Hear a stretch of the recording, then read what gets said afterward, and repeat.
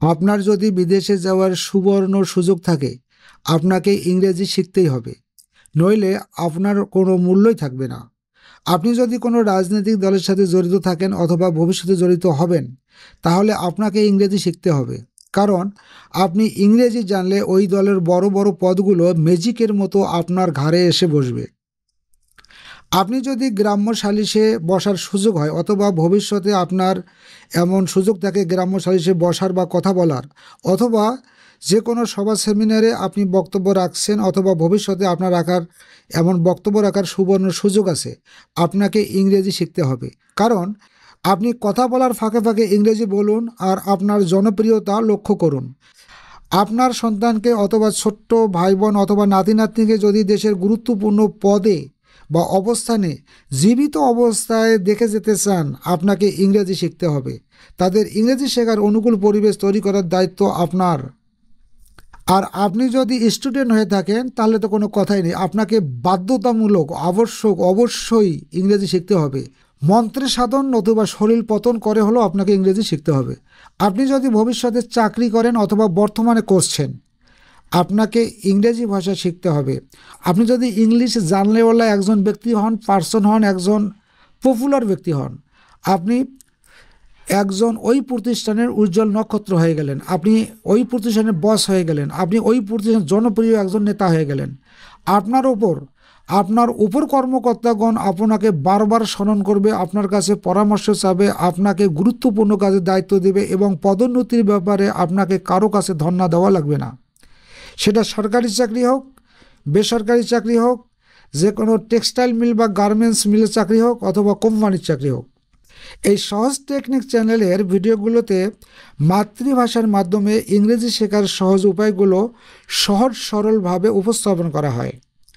আজকের ভিডিওতে একটি সহজ টেকনিক দেখানো হবে, যেটি দেখলে আপনি বুঝতে পারবেন এই চ্যানেলের ইংরেজি শেখার টেকনিকগুলো কত সহজ। আপনি যদি এই চ্যানেলে নতুন হয়ে থাকেন, চ্যানেলটি সাবস্ক্রাইব করে বেল আইকনটি অন করে রাখুন। আমাকে অনুপ্রেরণা দেওয়ার জন্য একটি গঠনমূলক মন্তব্য করুন আর ভিডিওটিতে একটি লাইক এবং শেয়ার করুন। আজ আমরা শিখব ইংরেজি শেখার সবচেয়ে সহজ টেকনিক।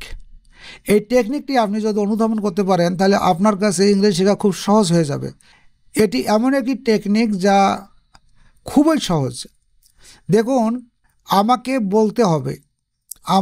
বলতে হবে এর ইংরেজি হলো আই হ্যাভ টু স্পিক। আমরা জানি আই হ্যাভ মানে আমার আছে, কিন্তু যখন আই হ্যাভ টু আসবে তখন কিন্তু আমার হবে না, তখন আমাকে হবে। অনেকের মনেই প্রশ্ন আসতে পারে, আমাকে বলতে হবে, এটা বোধ হয় ফিউচার টেন্স, কিন্তু এটা ফিউচার টেন্স নয়। এটাকে আবার বলেন প্রেজেন্ট পারফেক্ট টেন্স।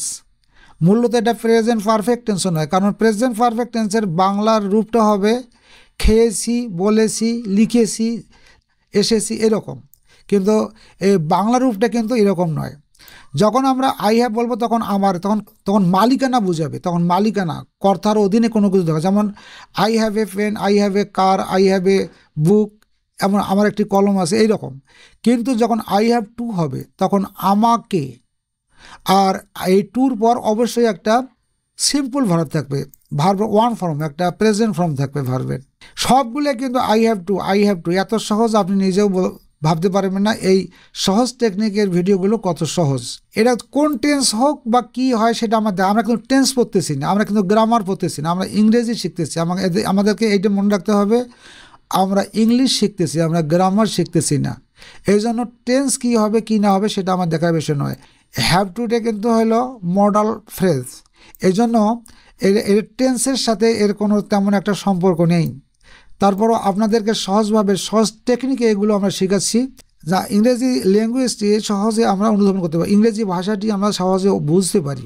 আমাদের এই চ্যানেলের লক্ষ্য হলো একজন দুর্বল শিক্ষার্থীকে কিভাবে সহজভাবে ইংরেজি শেখা, মূল লক্ষ্য হলো এটা।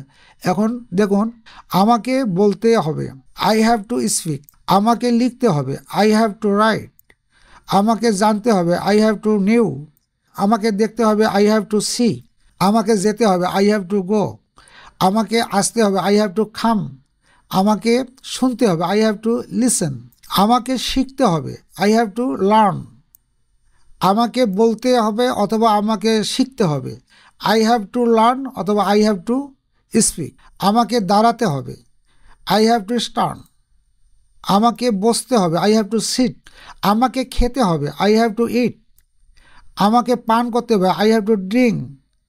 আমাকে পড়তে হবে, আই হ্যাভ টু রিড। আমাকে জাগতে হবে, এই জাগা মানে ঘুম থেকে জাগা, আমাকে জাগতে হবে, I have to wake up. Wake up মানে জাগা, এটা ইন্ডিকেট করা আছে, ওয়েক আপ মানে জাগা, ঘুম থেকে জাগা। আমাকে জাগতে হবে, I have to wake up. আমাকে ঘুমাতে হবে, আই হ্যাভ টু স্লিপ। আমাকে গাইতে হবে, আই হ্যাভ টু সিং। আমাকে দ্রুত যেতে হবে, আই হ্যাভ টু গো। আমাকে আই হ্যাভ টু গো তো আমাকে যেতে হবে, আর ফাস্ট মানে দ্রুত। আমাকে দ্রুত যেতে হবে, I have to go fast. আমাকে ধীরে চলতে হবে, আই হ্যাভ টু ওয়াক মানে হাঁটতে হবে, আমাকে ধীরে হাঁটতে হবে বা চলতে হবে, I have to walk slowly. আমাকে ধীরে চলতে হবে, এটা লক্ষ্য রাখতে হবে। আমাকে উঠতে হবে, I have to get up. Get up মানে কিন্তু ওটা, গেট আপ মানে ওটা। আমাকে উঠতে হবে, I have to get up. আমাকে কাজ করতে হবে, আই হ্যাভ টু ওয়ার্ক। আমাকে রান্না করতে হবে, আই হ্যাভ টু কুক। আমাকে পরিষ্কার করতে হবে, আই হ্যাভ টু ক্লিন। আমাকে শেখাতে হবে, আই হ্যাভ টু টিচ। আমাকে উত্তর দিতে হবে, আই হ্যাভ টু আনসার। আমাকে মনে রাখতে হবে, আই হ্যাভ টু রিমেম্বার। আমাকে ভুলতে হবে, আই হ্যাভ টু ফরগেট। আমাকে চেষ্টা করতে হবে, আই হ্যাভ টু ট্রাই। আমাকে শুরু করতে হবে, আই হ্যাভ টু স্টার্ট। আমাকে শেষ করতে হবে, আই হ্যাভ টু ফিনিশড। এমনিভাবে আপনি যতটি আপনি নতুন ভার্ব তৈরি করতে পারবেন, অতটি নতুন সেন্টেন্সও তৈরি হবে।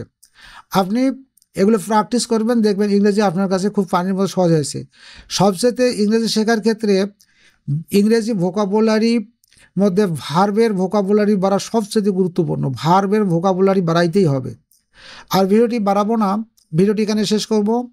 সকলের সুস্বাস্থ্য এবং দীর্ঘায়ু কামনা করে পরবর্তী ভিডিও দেখার আমন্ত্রণ জানিয়ে ভিডিওটি আজকের মতো এখানে শেষ করতে হচ্ছে। ধন্যবাদ সকলকে, খোদা হাফেজ।